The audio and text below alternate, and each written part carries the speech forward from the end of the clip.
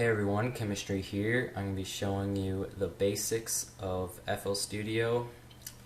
I'll be using FL Studio 10. I'm going to be separating this tutorial in several parts just to kind of make it a little more simple because I'm going to go through a lot of different things of FL Studio and there's a lot of basics, I guess.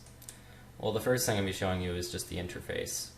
After that, I'll probably be going into VSTs and samples. You know, just that sort of stuff. And then probably go into beat making, percussion, all that stuff. So just skip to whatever you want to see first. And if you're not interested in learning about just the random crap that you probably already figured out on your own, you know, I'll have links around here. So yeah, let's begin. First thing I want you to see here is these 5 little buttons right here. Far top right. These 5 buttons will basically open up all the things that is required or essential to making music on FL Studio.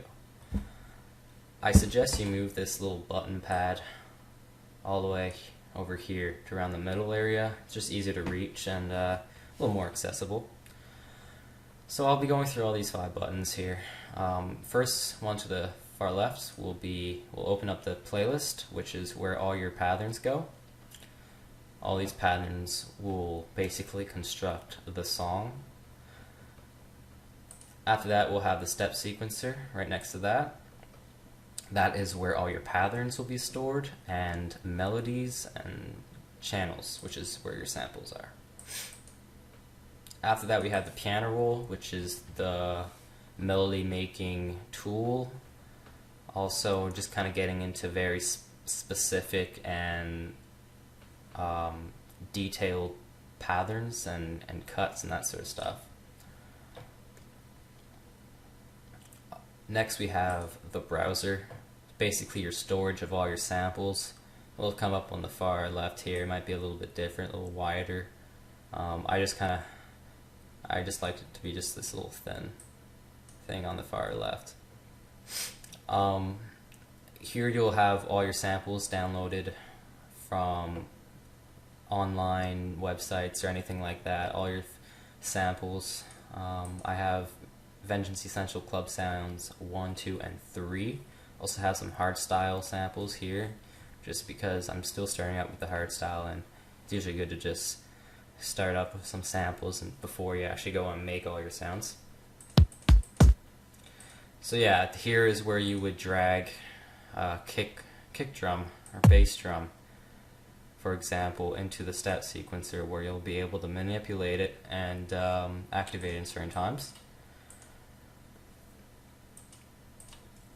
You'll also have stuff like projects and packs directly imported from FL Studio itself. When you get FL Studio, you usually already have these little drum loops and effects.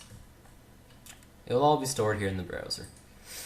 After that, we have the mixer, which is basically the mix down effect adding tool, usually used during or after the actual song is produced, which is in the playlist. So all these things are actually interrelated, all these 5 things, and it's kind of like this is the big picture and then it just gets kind of smaller and then smaller, and this is just with storage and then the mixing. After that, on the left we have the CPU load chart. It's basically telling you how your CPU is doing. If this little line here goes really high up and maybe even hits red, you'll start to see some lag, some sound glitches and all that stuff. Usually not a good sign, happens to me all the time. The more effects, channels, patterns, reverb, you know, delay, all that stuff that you have will really strongly affect your CPU. On the left of that, there's the monitor. That can display in 2 different ways. If you click on it, see this little line will come up and it'll disappear. If you look closer to the monitor as I play this kick drum, it will just kind of create this little mountain. That's actually showing me a frequency range. The far left is lower frequency and the far right is higher frequency. If you click on it, it'll show you how the wave sample is being manipulated as time goes by.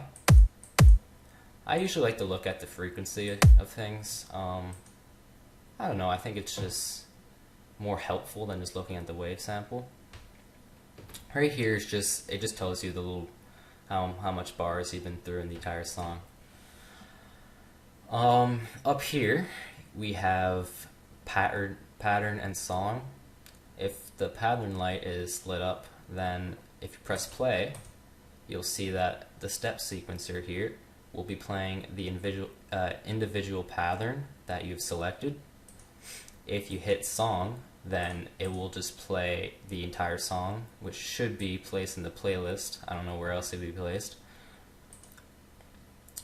So yeah, it just kind of manipulates where it's actually being played in the step sequencer, which is where your patterns are stored, or in the playlist, which is where your song is stored. So yeah, you have play here, or you can just press spacebar. If you press spacebar again, it will hit stop. After that, you have record, basically recording from a mic or a MIDI keyboard into either Edison, which is an audio editing software. You actually get it with FL Studio. Actually, it wouldn't be a software, it'd be a VST or something. Plugin, I don't know. Underneath that, it will record into the playlist. It will create a wave sample and a channel. Automation and score is it'll record into the step sequencer and show you all the notes that you hit, and it'll also show you automate certain knobs and stuff. I could get into that if you want in other tutorials. Right next to that you have the tempo. I'll go through all the ranges of tempo, or BPM, which is beats per measures. Starting from 70, because not many songs go under 70. You'll have 70 to 100 beats per measure is a hip hop slow song tempo, maybe even pop. From 100 to 115 is also kind of a pop dance kind of speed, if you will. From 115 to about, say, 140 will be trance and dubstep tempo range. Sometimes it'll go a little over 140. It's common you see it, but it's usually around 115 to maybe 120 to 140, depending on what trance and dubstep you are making.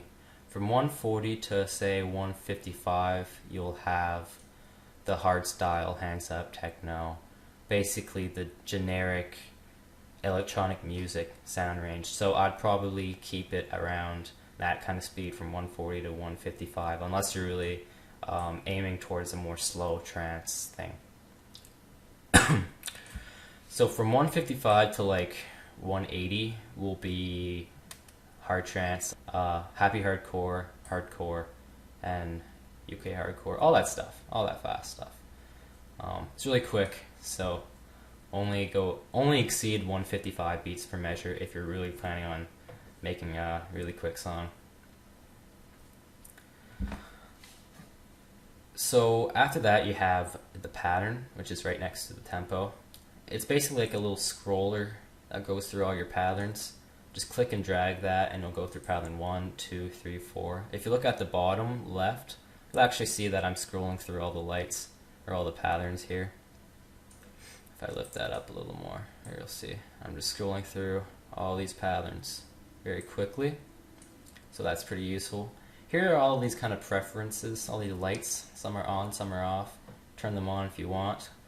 I would keep the typing keyboard to piano keyboard one on. It's basically like you could play on your keyboard or MIDI keyboard onto FL Studio. So I can just hit my keyboard and it just hits notes randomly. You also have the metronome right here. Turn that on. Also, I should probably let you guys know, if you scroll or hover your mouse over any type of button or knob or anything like that, even just the screen here, it'll actually show you on the top left here what it is. So here's play, stop, record, and it just kind of shows you what it is if you don't know. Because I know right here, if I just looked at the pictures, I would have no idea, except for right here, it's just the metronome. So strongly suggest, if you don't know what something is, just hover your mouse over it and then look on the top left, and it'll show you wait for input to start playing, and that's if you light it up, that's what it'll do. So yeah, that basically covers it. Right up here you have stuff like where you can have a new project or open a project. Here's just cut, copy stuff. Channels, you can add a channel, clone channel, delete channel. You can also do that from the step sequencer. There's a lot of shortcuts on FL Studio like that you'll see. A lot of the same places will basically do the same thing. If you go into channel and then go into add one, you could add something like 3x OSC. It'll just open up this little plugin that comes with FL Studio. It's actually extremely useful if you know what you're doing. And then it'll create a little channel right here. The reason for why I have two is because I tried to make a tutorial just about 5 minutes ago and I kind of failed, so I restarted. But I basically opened another 3x OSC plugin, so yeah. And so yeah, you can clone and delete, which you can do in the step sequencer. View is basically like what you'll see in front of you. Step sequencer, if you just, I don't know, all that stuff. It's basically like these 5 buttons here. Options. If you go into options, it'll open up this little window depending on which option settings or systems that you hit. On the very top here says MIDI. If you click on that, it'll show you any type of MIDI keyboards or MIDI channels you have and all that stuff. I have a MIDI keyboard actually called Option 49, just because it has 49 keys on it. If you light that up, I'll be able to play piano onto my FL Studio pretty much. Below that I have audio, where you can adjust certain audio settings. Right here it might say primary sound driver. That is probably a bad thing, because primary sound drivers use, or actually has a lot of delay, a lot of lag, CPU issues, stuff like that. So you don't want to use that. You actually want to use ASIO for all. The reason for why I am not using ASIO for all right now is because I actually can't, or else FL Studio will be muted if there's anything else on. It's a very complicated thing. I don't really know why it's doing that, but I have to have my primary sound drivers on to listen to, like, say, YouTube while FL Studio is up. If I have ASIO drivers, then either FL Studio or YouTube will be muted, which kind of sucks. Below that you have general. Here you can kind of adjust certain preferences.